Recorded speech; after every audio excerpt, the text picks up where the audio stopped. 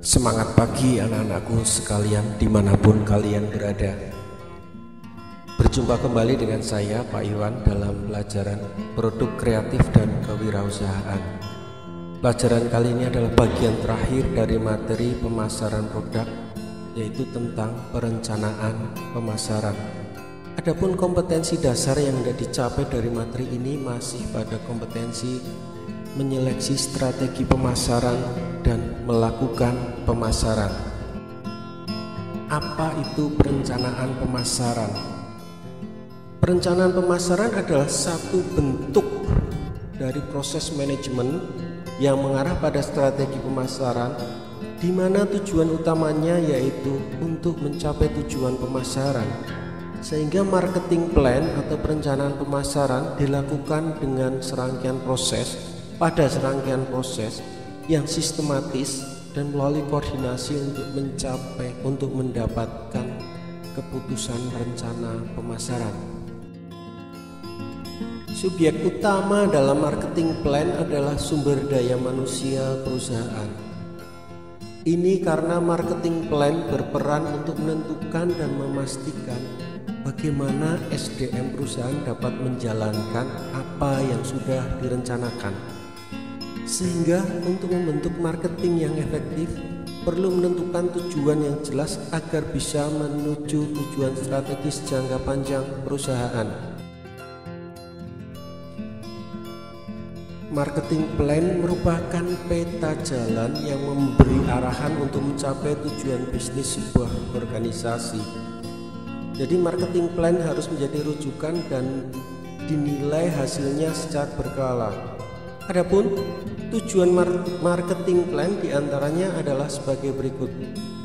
Yang pertama, mengetahui dan memperbanyak informasi perubahan pasar dan kompetitor. Yang kedua, menciptakan hubungan dan jaringan kerja yang lebih luas dengan organisasi yang lain. Yang ketiga, sebagai bentuk penyesuaian bisnis.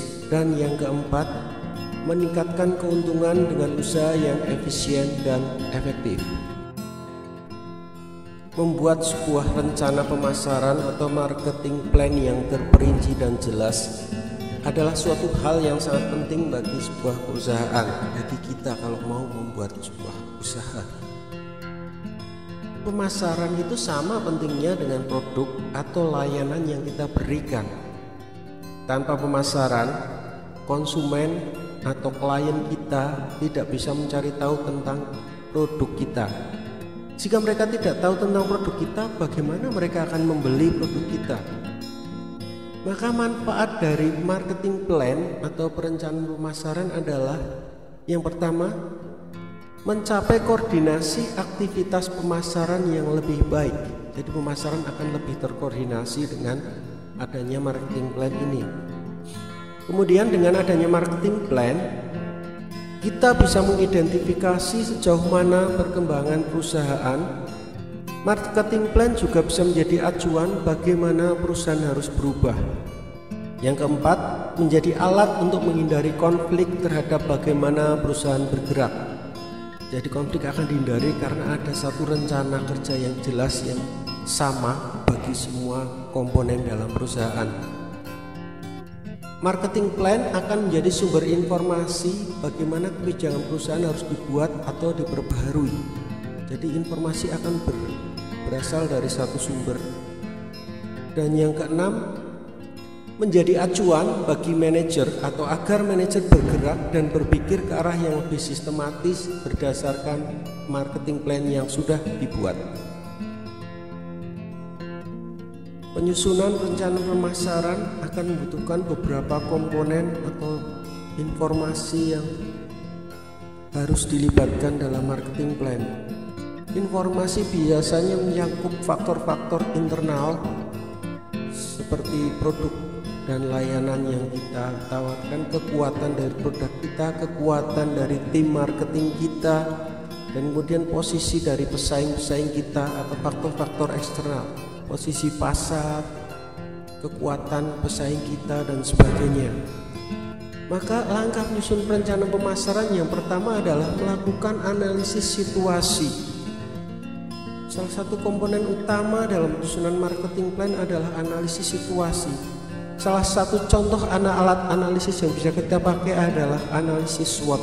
Nanti lain waktu akan kita bahas secara khusus analisis SWOT itu seperti apa. Dengan adanya analisis, maka manajer pemasaran perusahaan dapat membuat pemetaan bagaimana peluang dan permasalahan yang mungkin muncul di pasar, serta kekuatan dan kelemahan dari perusahaan untuk mencapai tujuan itu. Kemudian yang kedua, menetapkan tujuan dan sasaran secara jelas. Apa yang menjadi tujuan dari perencanaan pemasaran, apa sasarannya. Jadi, misalnya dengan mengidentifikasi siapa saja yang membutuhkan produk tersebut dan kemana produk tersebut harus dipasarkan. Kalau kita mengetahui ke arah mana pemasaran dilakukan, maka dapat disusun suatu strategi untuk mencapai target tersebut. Jadi strategi ini penting untuk meminimalkan anggaran dan meminimalkan tenaga yang diperlukan dalam promosi, namun bisa memaksimalkan keuntungan. Yang ketiga dari langkah ini adalah menyusun strategi dan program. Jadi semua yang sudah dianalisis dan dirumuskan itu disusun dalam sebuah strategi dan program kerja yang jelas dan terencana, yang bisa dipahami oleh semua pihak, yang akan menjadi acuan dalam bergerak. Jadi tujuan ini bisa dirumuskan dalam jangka panjang, jangka menengah maupun jangka pendek, sehingga tindakan itu akan dilakukan terus-menerus secara berkesinambungan. Beberapa hal penting dalam perencanaan pemasaran yang harus kita perhatikan adalah yang pertama, menentukan target konsumen. Jadi janganlah menentukan target marketing itu secara umum, sebab hal ini bukanlah langkah yang terbaik. Karena itu perlu kita segmentasikan konsumen seperti dalam pembahasan segmentasi pasar sebelumnya, agar pemasaran yang kita lakukan itu tepat sasaran. Kelompok mana yang paling membutuhkan produk kita, paling sesuai dengan produk kita dan sebagainya, sehingga kita juga akan mudah membangun hubungan personal dengan para calon konsumen untuk memahami karakteristik serta menggali sumber potensinya. Yang kedua, membuat tujuan akhir. Yang ketiga, menentukan kanal pemasaran. Sebelum melakukan pemasaran, sebaiknya kita menentukan kanal apa yang akan kita pakai, saluran pemasaran mana yang kita pakai. Jadi sebaiknya kenali dulu konsumen kita, sehingga kita bisa menentukan kanal yang tepat. Jadi kita harus membuat kanal pemasaran sesuai dengan karakteristik konsumen, usia kelompok konsumen kita dan sebagainya, sesuai dengan segmentasi pasar yang kita sudah bahas sebelumnya. Yang keempat, membentuk tim. Ketika akan membuat sebuah rencana, sebaiknya kita membentuk tim yang di dalamnya diisi dengan berbagai personel atau sumber daya manusia yang memang kompeten pada bidangnya. Kadang orang menggunakan jasa konsultan apabila kesulitan menemukan orang seperti ini dalam perusahaannya. Yang kelima ya, membuat budget marketing. Yang terakhir ini yang penting. Setelah kita menentukan target, membuat tujuan akhir dari pemasaran kita, menentukan kanal-kanal pemasaran yang kita pakai dan membentuk tim, kita perlu menentukan anggaran yang akan digunakan untuk pemasaran, untuk marketing itu.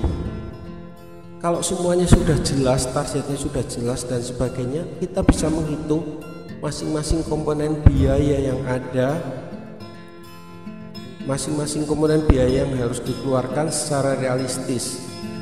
Dengan seperti ini, budget atau anggaran akan lebih efektif karena semuanya sudah jelas sebelumnya. Nah, sekian anak-anak dari pelajaran kali ini.